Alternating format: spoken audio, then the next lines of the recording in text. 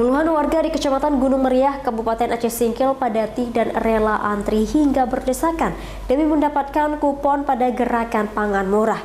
Gerakan Pangan Murah digelar oleh Dinas Pangan Kabupaten Aceh Singkil untuk menstabilkan harga dan menekan inflasi.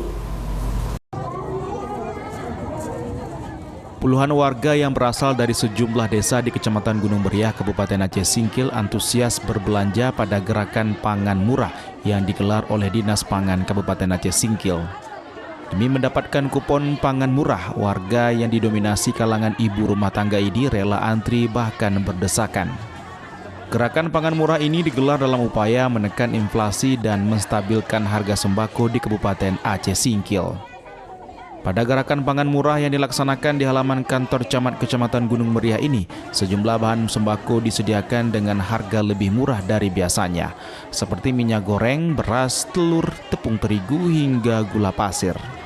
Warga bisa membeli beras dengan harga Rp100.000 per sak isi 10 kg, telur ayam ras seharga Rp37.000 per papan, gula pasir Rp23.000 per 2 kg, tepung terigu seharga Rp12.000 per kilo, minyak goreng seharga Rp33.000 per 2 liter. Kemudian menekan inflasi, karena beberapa bulan terakhir ini harga barang kan melonjak naik.